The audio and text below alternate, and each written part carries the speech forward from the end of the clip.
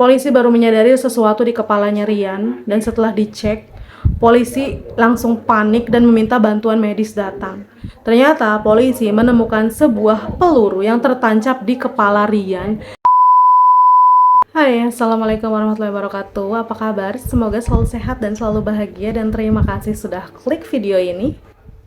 Guys, kasus kali ini adalah kasus yang bikin bingung tapi berujung sedih yang terjadi di Arizona, Amerika Serikat. Sebenarnya kejadiannya ini udah lama terjadi pada tahun 2006 silam, dan aku nggak mau spoiler di awal, jadi kita langsung aja ke ceritanya.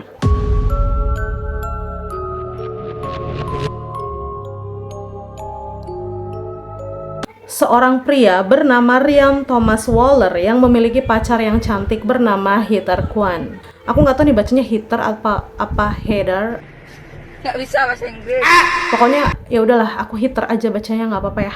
Usianya Ryan atau Waller ini terpaut lebih muda 3 tahun dari kekasihnya Heather. Dan Ryan ini berusia 18 tahun, sedangkan Heather ini 21 tahun. Ryan ini adalah sosok remaja yang tertarik sekali dengan senjata api. Ryan dan Heather telah menjalani hubungan selama hampir 8 bulan dan memasuki bulan ke-8, dan mereka juga memutuskan untuk memulai hidup bersama, dan sudah mulai hidup bersama ini belum lama ya. Mereka juga menyewa sebuah rumah. Kala itu, Ryan ini baru saja menyelesaikan pendidikan sekolah menengahnya, sedangkan Heather ini sedang mengejar gelarnya di perguruan tinggi di Phoenix, Arizona. Ia juga kuliah dengan jurusan hukum dan bercita-cita ingin menjadi seorang pengacara hebat.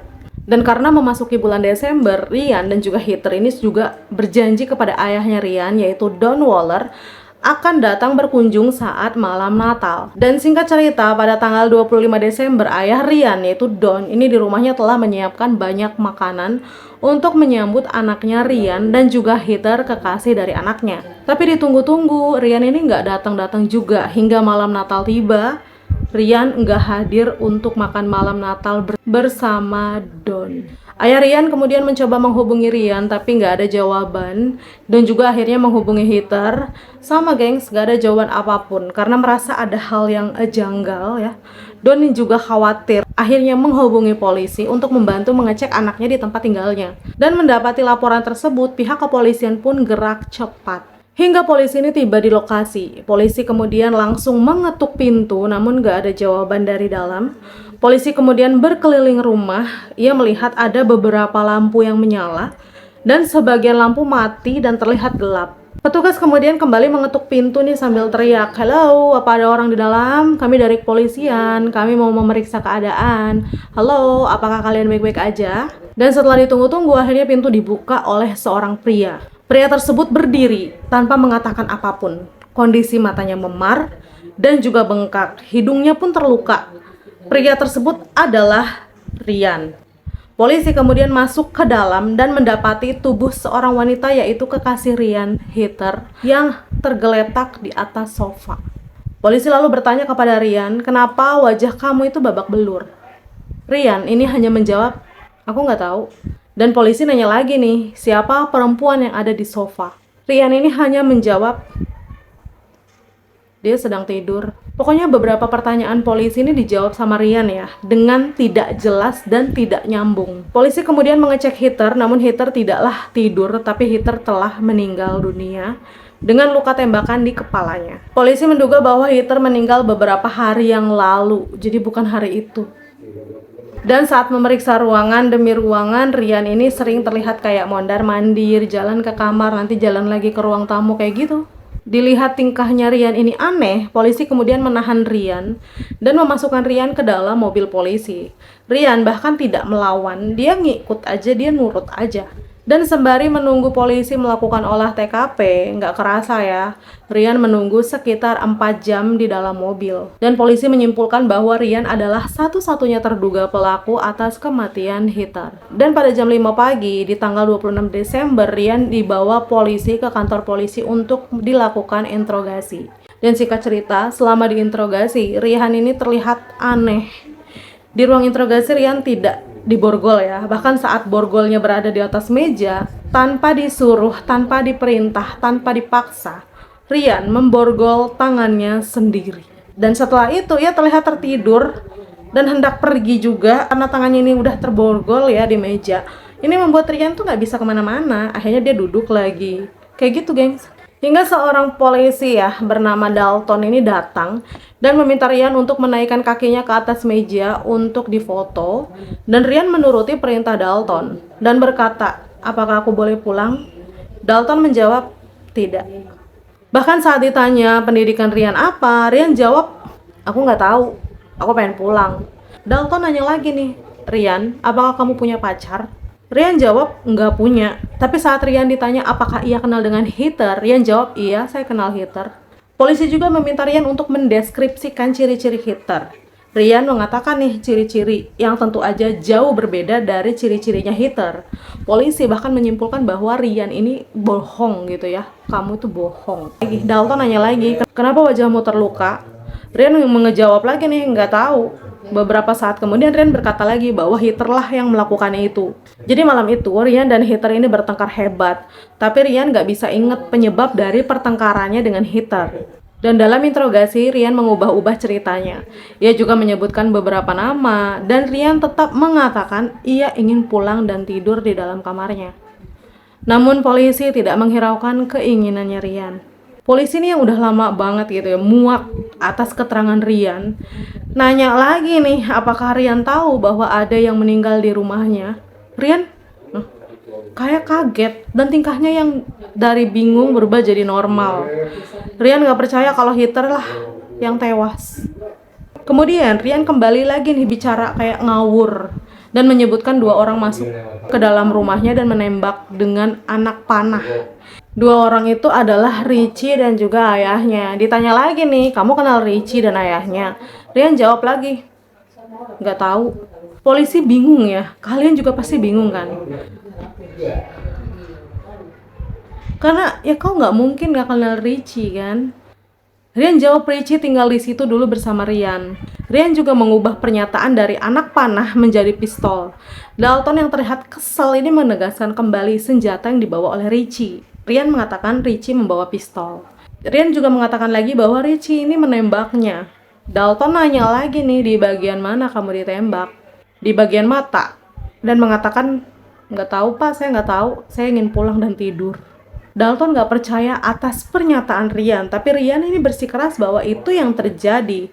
Dalton mengatakan jika itu terjadi, seharusnya Rian sudah mati dan nggak mungkin Rian ada di sini. Dan Rian terus mengatakan, "Saya nggak tahu, saya mau tidur." Dalton terus memaksa Rian untuk berkata jujur. Dan Rian juga mengatakan lagi bahwa dia tertembak duluan dan juga pingsan. Dan juga mengatakan bahwa Heather ditembak di wajahnya. Setelah itu, Rian mengatakan ia membiarkan Heather tertidur di sofa. Dan saat Rian terlihat kesakitan, polisi bahkan tidak mau memberikan bantuan medis. Dan terus menginterogasi Rian. Dan setelah proses yang panjang ya, interogasi itu selama 1 jam lebih, polisi baru menyadari sesuatu di kepalanya Rian. Dan setelah dicek, polisi langsung panik dan meminta bantuan medis datang. Ternyata polisi menemukan sebuah peluru yang tertancap di kepala Rian. Rian bukanlah tersangkanya, Rian adalah korban.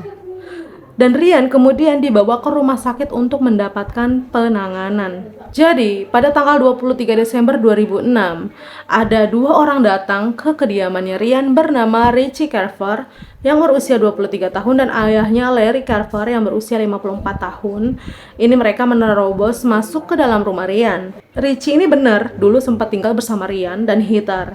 Namun pada November 2006, Rian ini mengusir Richie karena Heather mengadu bahwa Richie melakukan kekerasan kepada Heather. Richie dan Rian bertengkar hebat ya, hingga akhirnya Richie keluar dari rumah tersebut.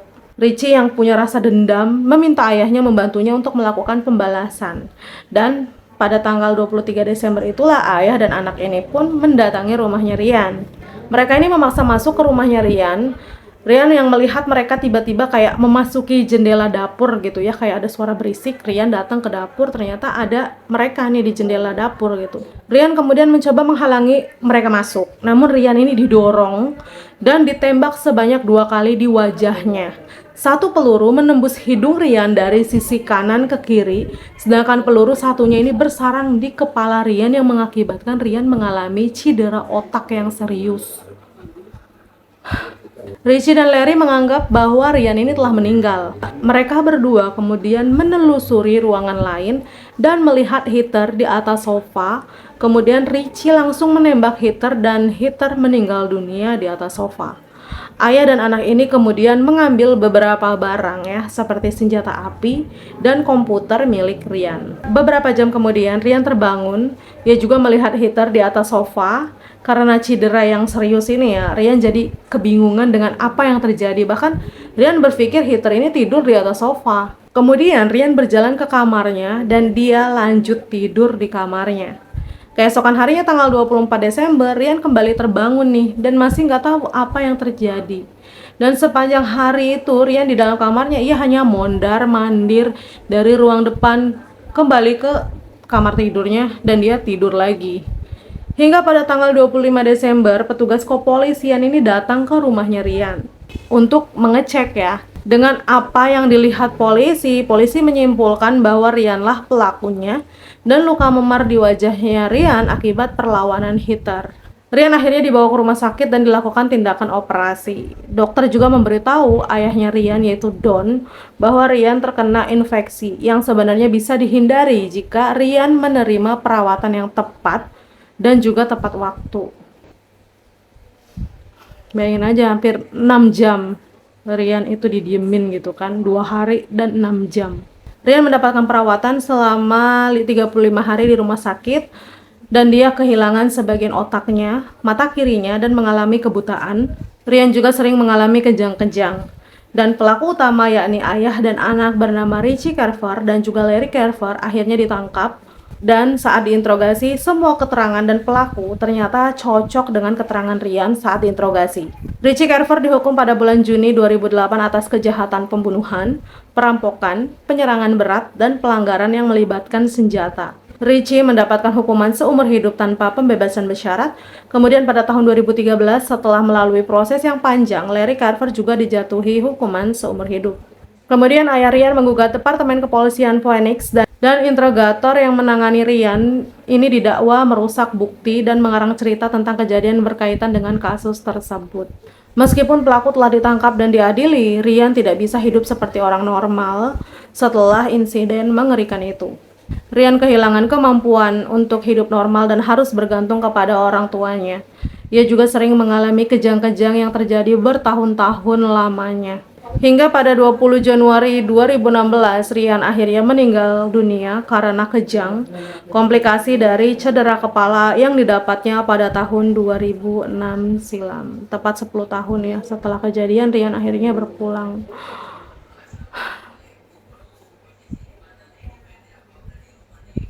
Udah, nangis lagi. Aku kan gembeng.